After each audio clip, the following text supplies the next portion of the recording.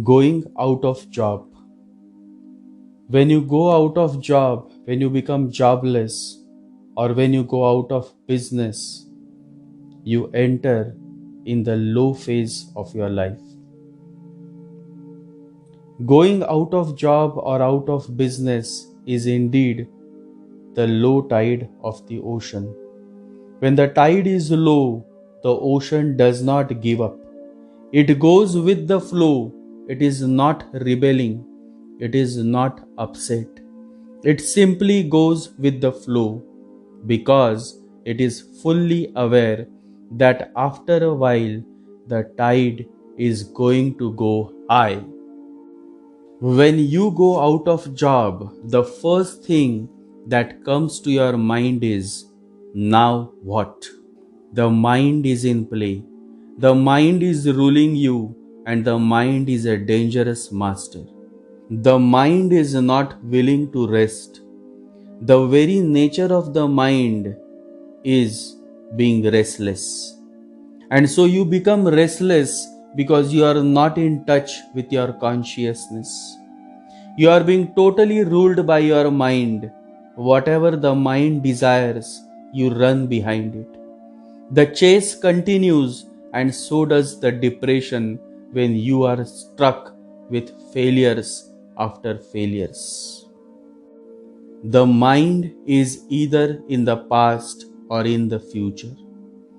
The meeting between the mind and the present moment never happens. And so the question, now what, comes to haunt you. Every morning when you wake up, and the question before you is, now what? You become totally deaf to the beautiful morning melody of the Mother Nature, the chirping of the birds, the sound of the cool breeze. You become blind to the beauty of the morning that is welcoming you. You are so much lost in this one question, now what? That you are simply lost in your worry. Worry and worry, there is nothing else in your life but just worry. You become a worry wat. You are worried night and day. Worry is not the way to care.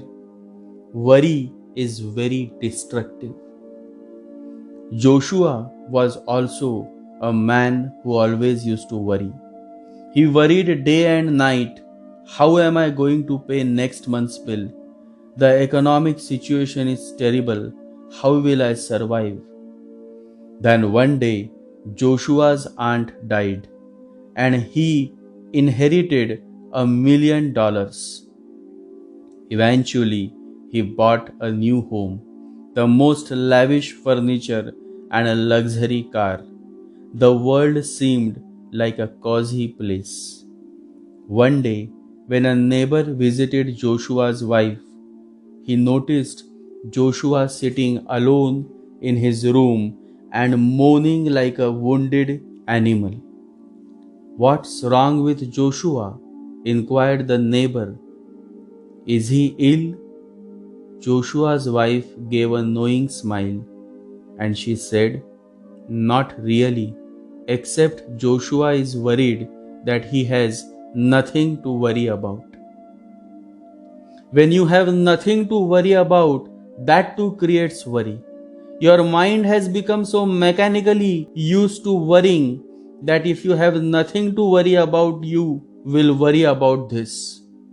Worry is an unhealthy and destructive mental habit. Dalai Lama says if it can be solved, there is no need to worry, and if can't be solved, worry is of no use. You are out of job, so you think that you are the only worried person. But that is your imagination. The reality is something else. A man who is on the job is also terribly worried about his future, his promotion, his growth. A man who is unmarried is worried about when his marriage is going to take place. And a man who is married has a different set of worries. You see, The worry never dies because the mind cannot survive without worrying. The question, now what next, continues to exist in your life. When you were a fresher, the question was the same. When you were on the job, the question never changed. And when you are out of job, the question continues to exist. This question will only die when your mind will die. And that is what meditation is all about.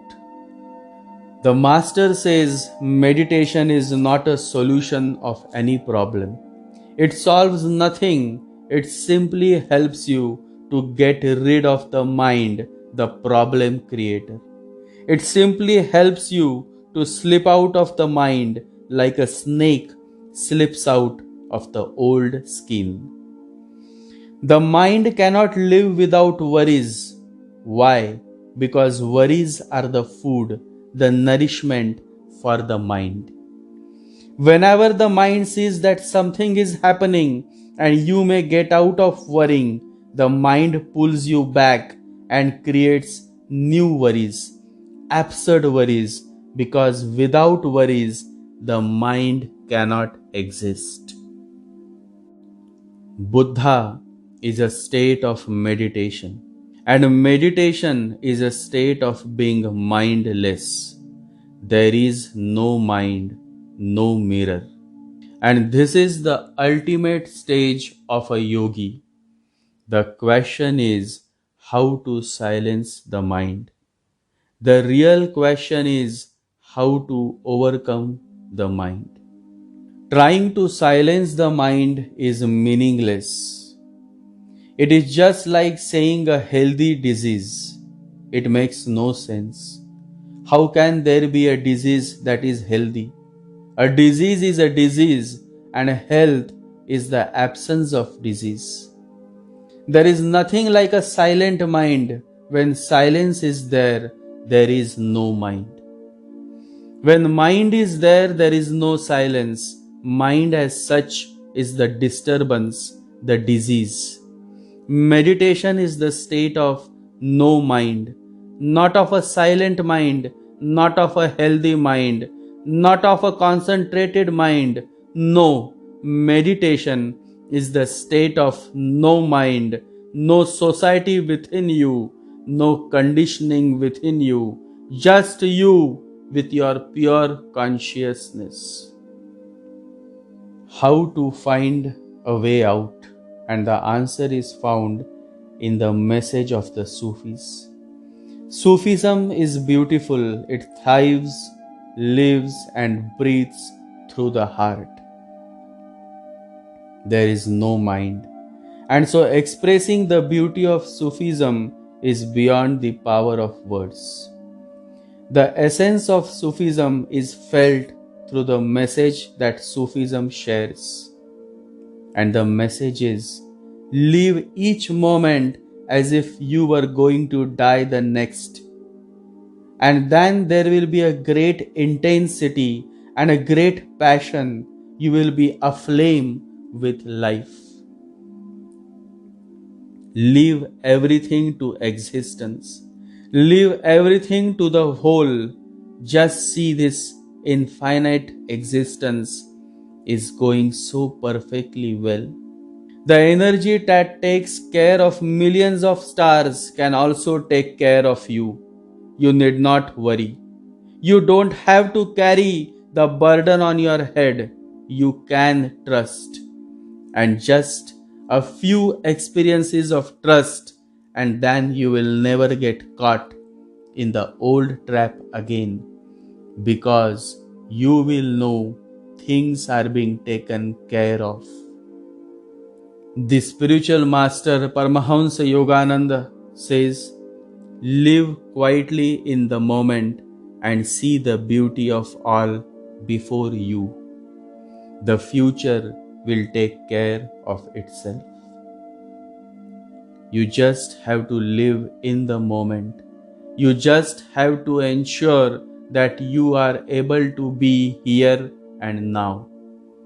When you leave everything to existence, When you surrender to God in totality, your action has a different flavor to it, a new taste.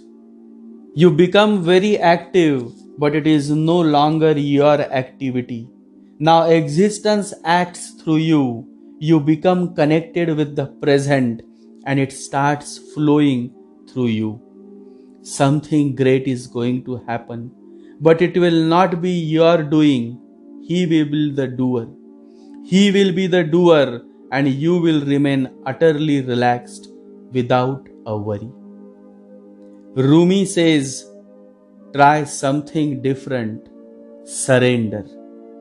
Surrendering is not giving up. You continue with your efforts, but when you surrender, now the doer is not you, but he to whom you have surrendered. And this is significant. And when you are no more the doer, the ego has no scope. And when there is no ego in existence, you are bound to succeed. That is how it is. That is the way of its happening. Bhagavan Raman Maharshi, one of the greatest divine master, says, let what comes come and let what goes go.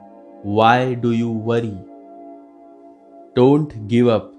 Continue to remain focused on your goals. But while you do so, surrender yourself in totality to God's will.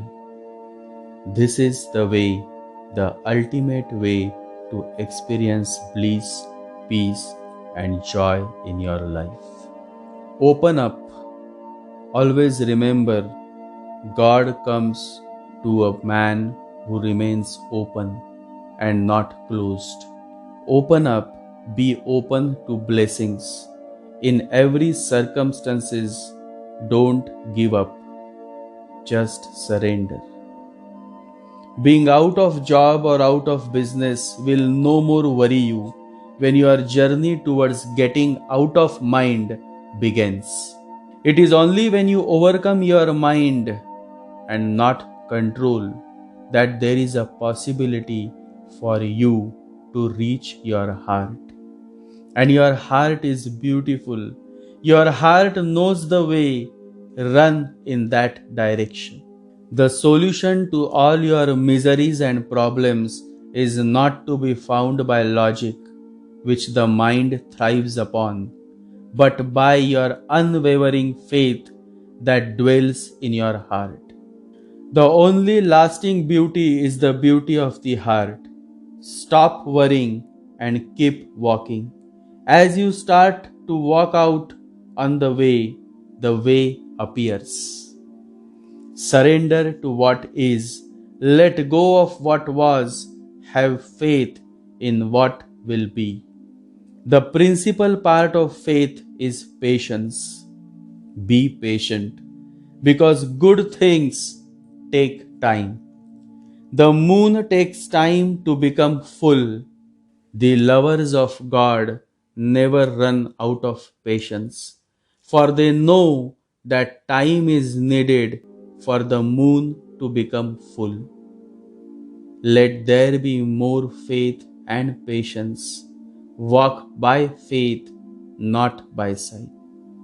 Meditate.